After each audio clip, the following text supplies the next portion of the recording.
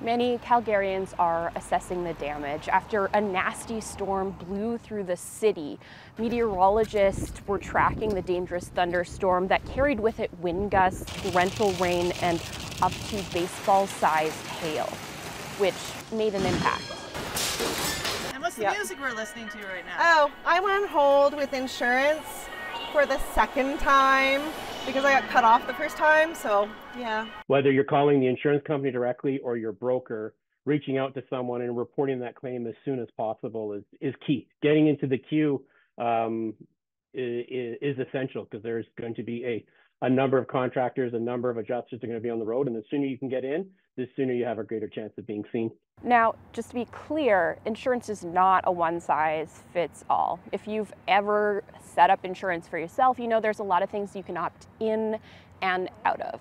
So the best answer to this question is check your policy.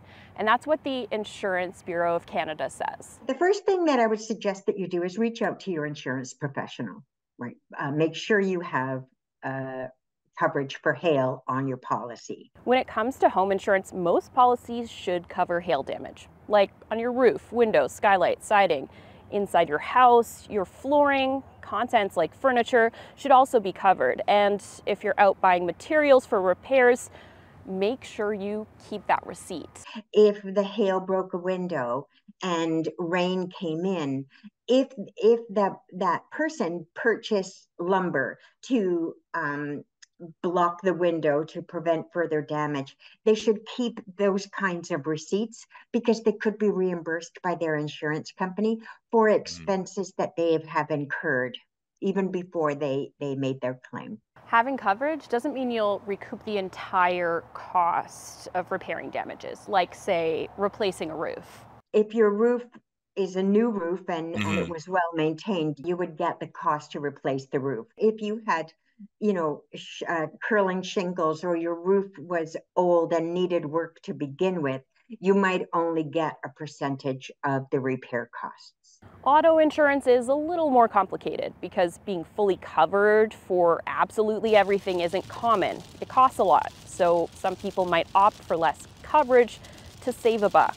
If you don't have comprehensive or all perils coverage, you might be out of luck for hail damage. If your insurance does cover that damage to your car, costs of repairs and how much the vehicle is worth will decide if it's worth the repair or if it's a write-off. The rule of thumb is if it's going to cost an insurance company more to repair the vehicle than the vehicle is worth, they're likely going to write it off.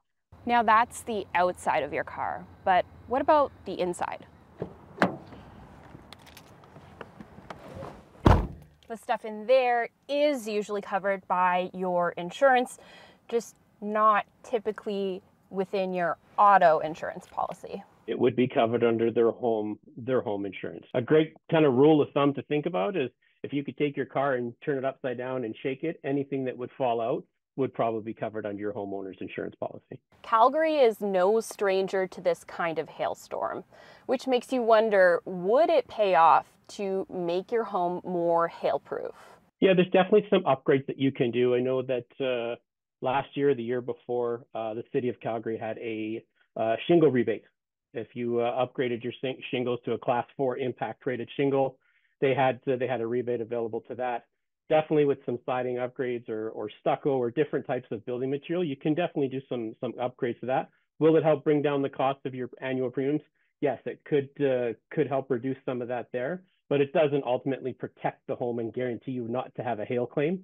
It just kind of reduces some potential damages. Finally, if you're dealing with insurance right now, you can start on some of these upgrades using your insurance claim money towards some more durable finishings. Rob says, for the most part, insurance companies let you make those changes because there's already a contractor coming to do the work.